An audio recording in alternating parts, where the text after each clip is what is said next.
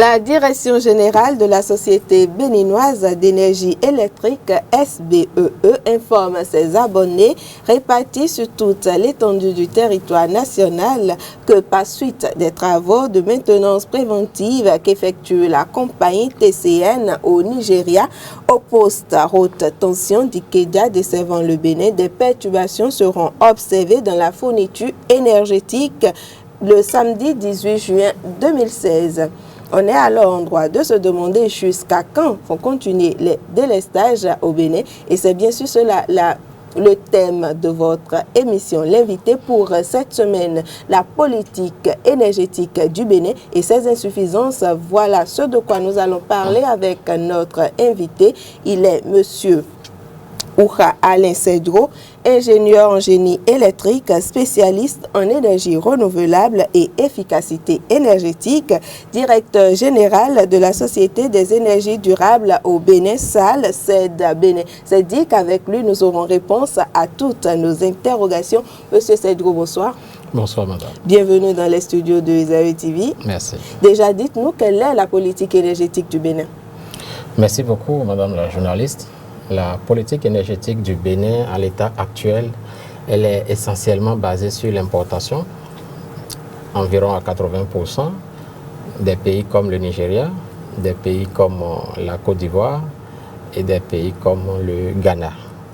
Elle est aussi assez dans une sorte de coopération biétatique entre le Bénin et le Togo, à travers la CEB, la communauté électrique du Bénin, dont le rôle assigné par ces deux gouvernements à cette société est d'acheter, de transporter l'énergie de ces pays que j'ai précédemment cités et de la mettre à disposition de la société nationale en la matière, c'est-à-dire la SB2E. Donc il devient inutile de vous demander quelles sont les sources d'approvisionnement du Bénin en termes d'énergie? Non, il n'est pas inutile. Ce que j'ai cité, c'est une partie. En interne, il y a environ 20% ou un peu moins qui sont produites au niveau national. Par exemple, la CEB en question, elle produit à hauteur de 20 MW sur le territoire national, mais elle a aussi une centrale hydroélectrique à Nagbeto qui produit d'une capacité de 30 MW environ, mais selon la saison, le niveau de l'eau peut descendre jusqu'à 0. Vous voyez? Donc, et ça se partage. Si c'est 0, c'est que chacun a 0. Si c'est 30, c'est que chacun a 15. Chaque pays a 15.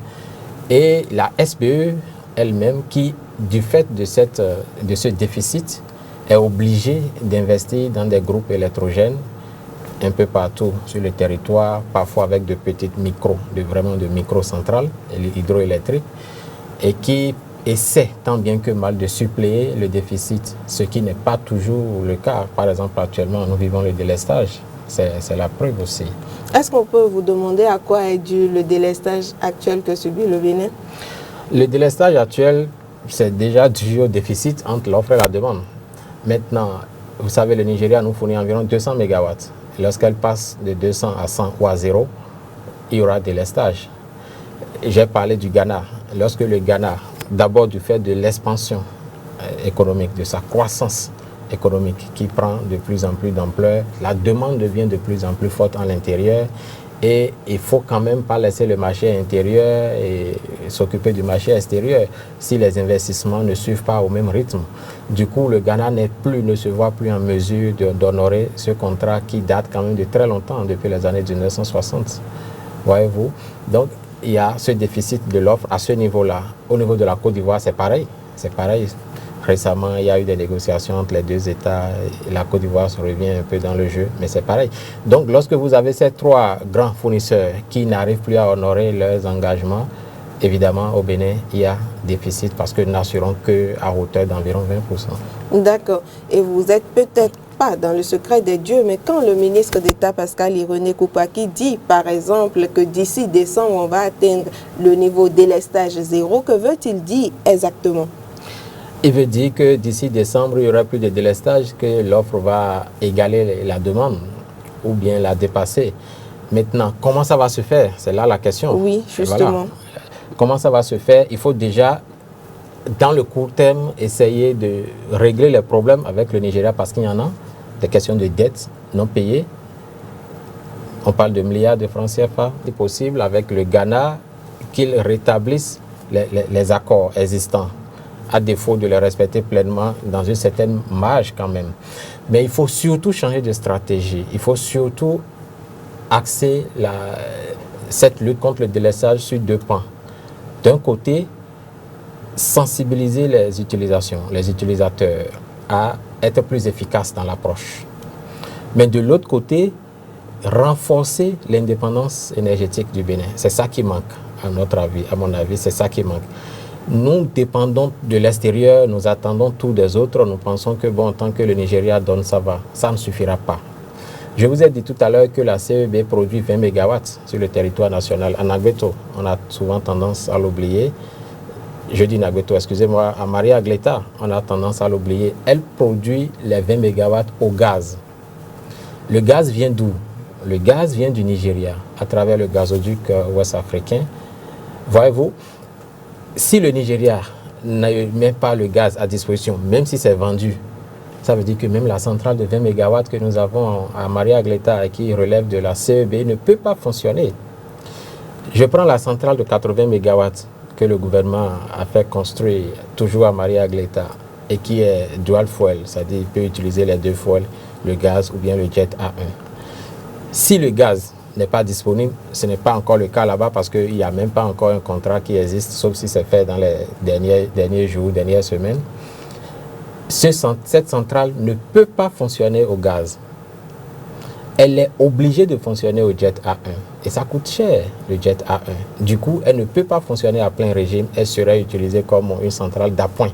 C'est-à-dire, elle vient suppléer. Alors, lorsque le ministre d'État parle de fin de délestage à décembre, c'est qu'il faudra régler ces problèmes et renforcer, comme je l'ai dit, l'indépendance en diversifiant les sources de production à l'interne, en les rendant moins dépendantes de l'extérieur à travers l'efficacité énergétique, à travers les énergies renouvelables, à travers la centrale en cours de construction, mais qui ne peut pas finir avant décembre 2016, de la centrale hydroélectrique à Djarala. Ça, c'est la conception du ministre d'État Pascal Irodé Koupaki ou de tout le gouvernement de la rupture, le gouvernement de Talon. Mais vous, Alain Cedro, dites-nous, qu'est-ce que vous reprochez à la politique énergétique actuelle du Bénin? Je l'ai dit, en fait, ce que je reproche essentiellement à cette politique, c'est qu'elle base sa stratégie sur l'importation, sur l'assistance des autres. Ce n'est pas viable, ce n'est pas durable. Voilà la première chose que je reproche. La deuxième chose que je reproche, c'est qu'on est dans un système où on pense que l'État tout-puissant peut tout faire. Ce n'est pas possible, ce n'est plus possible. L'État, et il a compris, a commencé par se désengager de plus en plus, même si ce n'est pas encore à la vitesse qu'on aurait souhaité. L'État doit impliquer plus le privé dans un partenariat public-privé. Parce que quand on parle d'énergie, c'est des investissements lourds, c'est beaucoup d'argent à injecter. Vous voyez, Maria Gleta, on parle de trentaine, quarantaine de milliards de francs CFA. Inciter le privé, n'est-ce pas, à venir investir et à produire. Et quand le privé produit, qu'il soit rassuré que tant qu'il gère bien à son niveau, il n'y aurait pas une force majeure venant de l'État pour lui dire ça ne marche pas. Et quand vous parlez de privé, est-ce que les opérateurs économiques nationaux s'intéressent au secteur de l'énergie au Bénin? Oui, bien sûr, les opérateurs économiques nationaux s'intéressent. Moi, par exemple, j'en suis un exemple, je m'y intéresse beaucoup. La preuve, je suis à la tête d'une société qui parle exclusivement de l'énergie. Voyez-vous, mais ce n'est pas facile. Ce n'est pas facile pour 2 raisons. Première raison, c'est déjà le cadre dont je parlais, l'environnement incitatif. Mais l'autre raison, c'est le financement. Vous voyez, quand vous portez un tel projet vers les banques au Bénin, elles sont toutes réticentes. Parce que ce n'est pas de l'achat-vente. Elles sont toutes réticentes. Donc, il faut aussi que le plaidoyer se fasse à ce niveau pour inciter les banques à prendre le risque. Parce que qui ne risque rien n'a rien, dit-on. On ne peut pas être une banque, bien sûr, commerciale, d'accord, mais il faut plus de banques d'investissement dans notre pays pour permettre à ce que de pareils projets, de pareils secteurs aient plus d'attention de la part du secteur financier. Mais le secteur financier ne peut non plus rien faire sans l'accompagnement de l'État. Quand on parle d'État, ce n'est pas l'État injecte l'argent, mais l'État crée le cadre, l'environnement et rend tout le monde serein et si possible prend les garanties qu'il faut. Voyez-vous? Donc c'est ça qui fait que l'implication du secteur privé national est un peu à tâtons. Par contre, au niveau international, au niveau des étrangers, les gens sont très intéressés à venir. Mais si le cadre n'existe pas, ils sont même prêts à venir avec leur propre argent ou avec des accompagnements financiers qui n'ont rien à voir avec au niveau national. Mais il faut que le cadre soit là déjà, qu'il les met à l'aise, qu'il les rassure que quand ils produisent, ils pourront vendre. Donc, mettre en place des contrats d'achat-vente avec les sociétés. Aujourd'hui, la SBE est publique. C'est un risque pour ces gens d'investir des centaines de milliards et faire affaire avec une société publique qui est toujours endettée. Parlons-en, puisqu'on parle de la SBE, parlons de la gestion qui est faite de l'énergie au Bénin. Est-ce qu'il y a mal donne au niveau de la gestion qu'on fait? Oui, je pense qu'on peut améliorer la gouvernance du secteur. Comment? Voilà. Déjà, en commençant par spécialiser les gens. Je prends la SBE. Il faut qu'elle se spécialise exclusivement dans la distribution. Changer de dénomination et autres, c'est-à-dire société de distribution de l'énergie électrique. Elle sort entièrement de la production, même pas 1 kilowatt. Elle se concentre exclusivement là-dessus. Ça permet de savoir de quoi est-ce qu'on a besoin et comment on peut atteindre les objectifs. Et le volet de la production, on confie ça à qui? Très bien.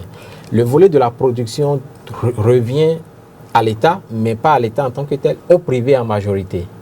Vous voyez, lorsque le cadre dont je parlais entre-temps est vraiment mis en place, le privé vient spontanément.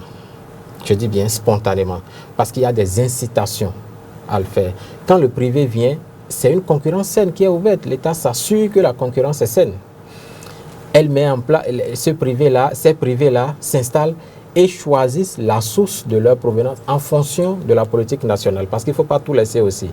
Par exemple, je ne dévie pas en vous disant qu'au niveau de l'ONU, il y a l'initiative du secrétaire général des Nations Unies qu'on appelle en anglais C for All, c'est-à-dire Sustainable Energy for All. En français, ça fait énergie durable pour tous, qui a ses objectifs, qui est qu'il faut augmenter la part du renouvelable dans le mix énergétique des pays.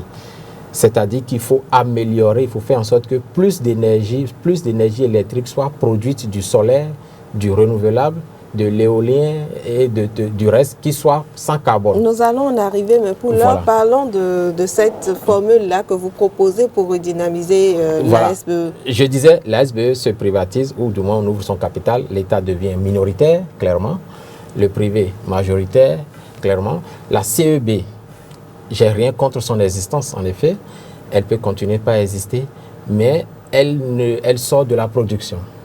Elle ne produit plus.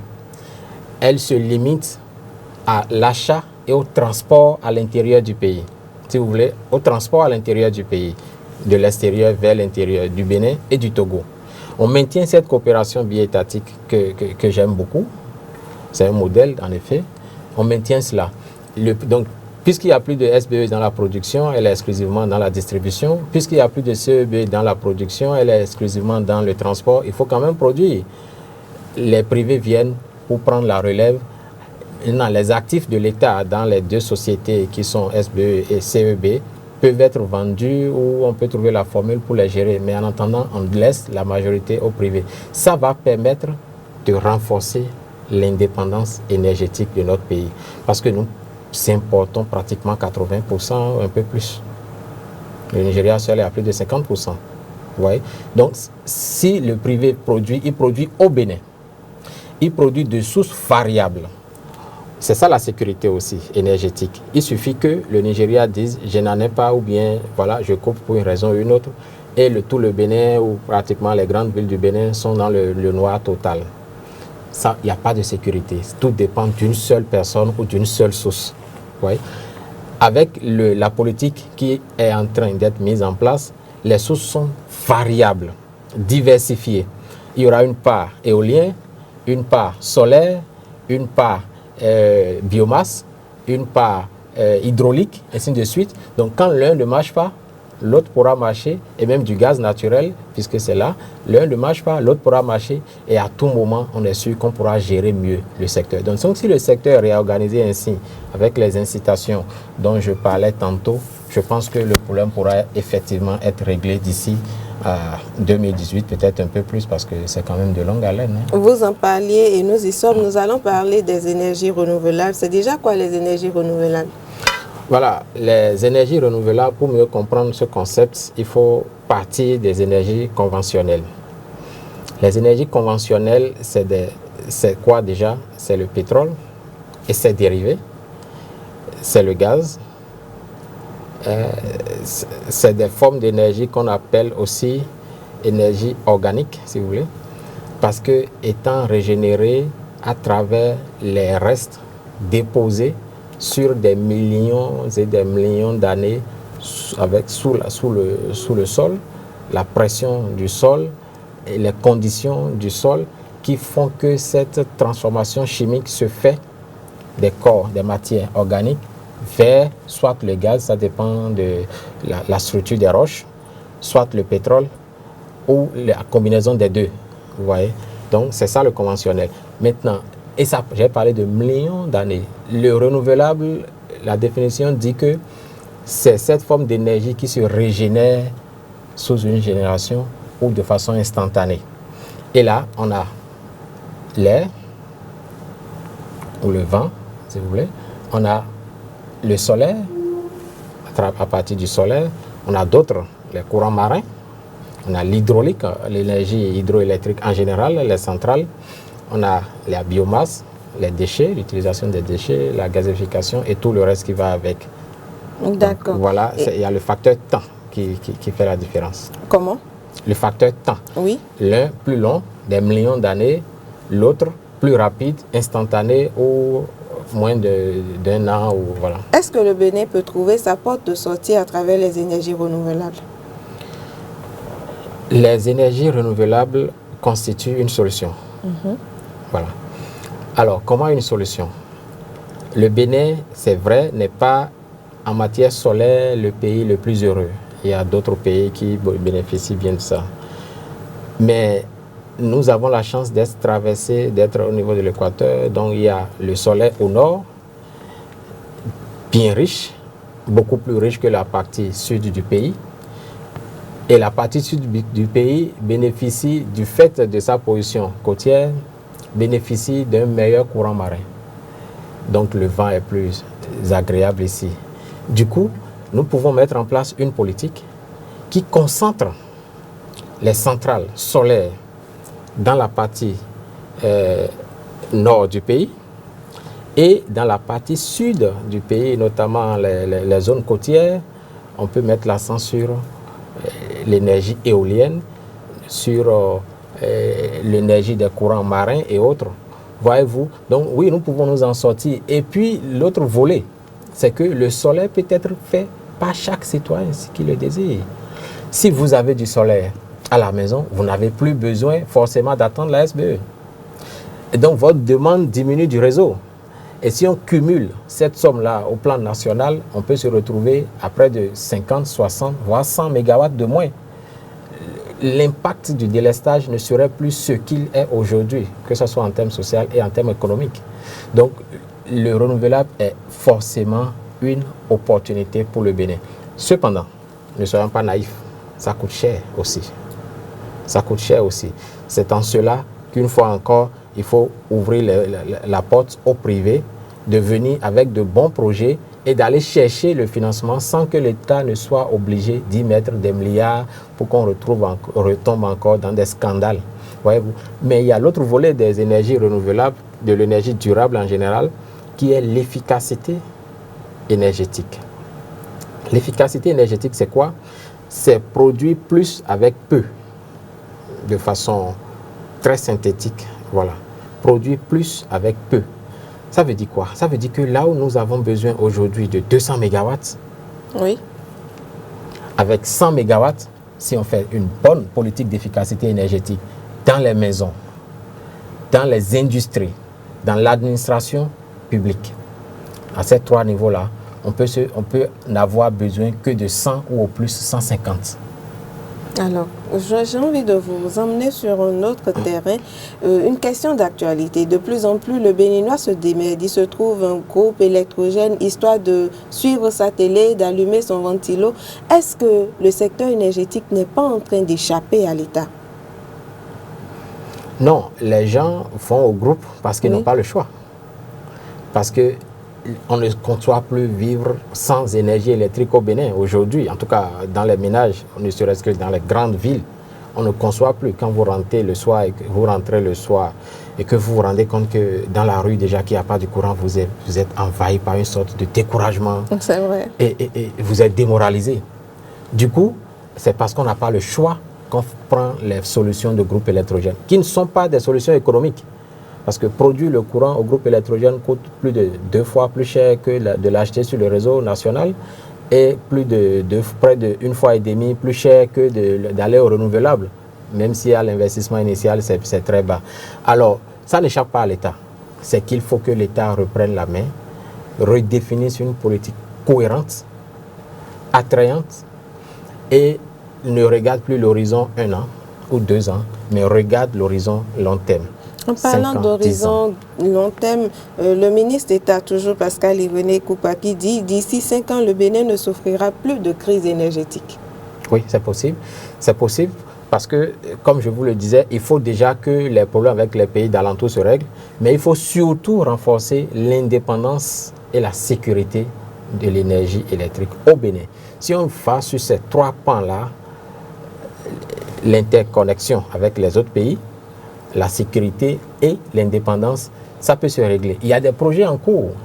Le projet de Adjarala, c'est un projet intéressant en cours. Il y a d'autres projets qui sont dans le pipeline, 2 projets solaires environ qui sont au nord du pays. Vous voyez, il y a des projets à Maria Gleta, encore une fois, qui sont dans le pipeline. Il y a beaucoup de privés qui frappent à la porte et qui disent, permettez, mais créez d'abord les conditions. Il y a le MCA, on ne saurait parler d'énergie aujourd'hui sans parler du MCA. Il y a le MCA qui a au moins 3 volets. Le volet cadre institutionnel et réglementaire pour rendre le milieu plus incitatif. Il y a le volet énergie solaire, donc installation de nouvelles puissances. Il y a le volet réhabilitation des groupes électrogènes de la SBE dont je parlais, qui pour la plupart sont à l'arrêt. Donc tous ces volets mis ensemble, d'ici 5 ans, effectivement, pourront nous aider à, n'est-ce pas, régler un tant soit peu le problème. Mais est-ce que d'ici 5 ans, la demande d'aujourd'hui sera encore celle de 5 ans? Donc, il faudra toujours être dans une planification. Il ne faut pas se dire, bon, on a besoin de 400 MW aujourd'hui. Avec tous ces projets, on sera à 500. Donc, d'ici 5 ans, ça va aller. Ça peut aller si on les avait aujourd'hui. D'ici 5 ans, il faudra faire une étude dès maintenant pour se projeter dans l'avenir. Il y a un travail qui est en cours dans ce sens pour savoir avoir un modèle de prévision énergétique au Bénin. Nous sommes en train de faire ce travail-là aussi pour qu'on sache d'ici les 25 prochaines années, lorsque la conjoncture, même si nous décidons de faire des programmations, c'est-à-dire de multiplier le PIB par 2, par 3 et tout ce qu'on dit, quel sera le besoin en énergie électrique pour pouvoir alimenter cette croissance-là? Alors, si vous devriez conseiller à un investisseur aujourd'hui de s'intéresser au Bénin, vous le conseillerez le domaine de l'énergie? Bien sûr. D'accord. Alors, Alain Cedro, vous l'avez dit tout au long de notre échange, vous avez parlé de Maria Gleta. Les Béninois aussi en savent quelque chose, ou du moins, ils connaissent quand même le nom Maria Gleta. Et c'est l'un des scandales qui a marqué le régime Yahi. Que savez-vous du scandale Maria Gleta, étant acteur du secteur? Alors, Maria Gleta est devenue célèbre avec l'affaire des 80 MW de gouvernement. Mais il serait injuste de ne pas replacer les choses dans son contexte. Aidez-nous déjà à le faire. Maria Gleta existe depuis environ 2007, un peu avant, à travers la CEB. La CEB, dont je l'ai dit tantôt, qui dispose d'une capacité de production thermique d'environ 20 MW à Maria Gleta. Mais en réalité, cette capacité de production thermique, une turbine à gaz, était déjà à Vedocor. D'accord. Depuis des années, depuis les années 80. Un arrondissement de Cotonou. Un arrondissement de Cotonou. Oui. Mais fonctionnait au fouet liquide. Parce qu'on n'avait pas du gaz naturel qui venait dans le pays par le pipeline, le gazoduc ouest-africain. Donc, à l'avènement du gazoduc, la CEB était le tout premier client, même le seul jusqu'à présent, si mes informations sont actualisées, le tout premier et le seul jusqu'à présent, comme je le disais, a signé un contrat d'achat de gaz avec la société du gazoduc ouest-africain pour transporter environ 5 millions de cubic feet à la CEB pour pouvoir produire. Mais vu la ville de Cotonou, on ne pouvait pas faire traverser le gazoduc dans la ville à l'état actuel, ça va causer beaucoup de dégâts. Voilà pourquoi la CEB a dû, avec le gouvernement bien sûr, déplacer cette centrale-là, cette turbine à gaz à Maria Gleta. Et donc, de Kokokodji à Maria Gleta, à travers les bas-fonds, ça s'est fait plus facilement. Le gaz est allé là-bas. Maria Gleta produit, en tout cas le volet CEB de Maria Gleta, produit 20 MW quotidiennement, sauf panne, depuis environ 2008. D'accord? Et ça marche toujours. D'où est né le scandale alors? Le scandale est né du fait que le gouvernement, avec la crise énergétique de 2007, quand le président Yahi a pris le pouvoir, il y avait une crise en cours, elle s'est accélérée. Le gouvernement donc d'alors a décidé d'installer, on va faire fi de tout le reste, 80 MW à Maria Gleta. Encore. Pourquoi Maria Gleta? Parce que le site est devenu un site dédié à la production de l'énergie au Bénin. Ouais. Donc ce n'est pas une mauvaise chose en soi. Amener le projet de 80 MW là-bas. La suite, on la connaît, ce projet a eu des difficultés. Moi, je me rappelle, on avait promis ce projet pour durer 3 à 4 mois. Je m'y étais opposé dans le temps. Ce n'est pas possible.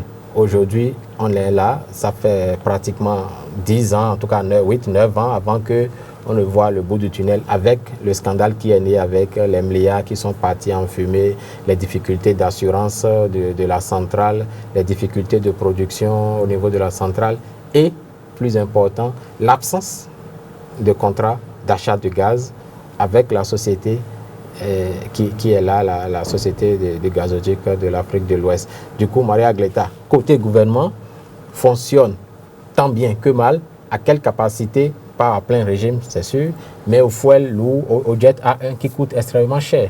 C'est ça le dossier Maria Gleta, en réalité, vu des deux côtés. D'accord. Alain Cedro, nous allons nous en arrêter là, nous allons finir. Mais j'ai bien envie de vous demander, pour ceux qui sont intéressés, comment est-ce qu'on devient spécialiste en énergie renouvelable? Ah oui, ça c'est intéressant. On devient spécialiste d'abord en se faisant former. D'accord. Première chose, on se fait former dans les filières ouvertes à cet effet.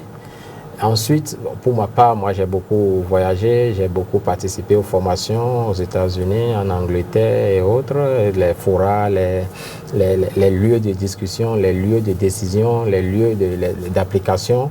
Donc oui, on se fait former, on accepte dépenser l'argent que ça demande, on accepte mettre le temps que ça demande, le sacrifice que ça demande et on accepte pratiquer ce qu'on a appris, histoire d'apprendre davantage, histoire de se perfectionner.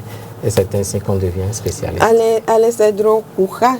Merci d'être passé sur le plateau de l'invité. Et vous avez compris, c'est la fin. Il était question de la politique énergétique du Bénin. Et notre invité nous a rassuré, ce n'est pas une fatalité. Et avec un peu plus d'investissement et d'organisation, nous pourrons réellement arriver au délestage zéro. Et merci de nous avoir suivis.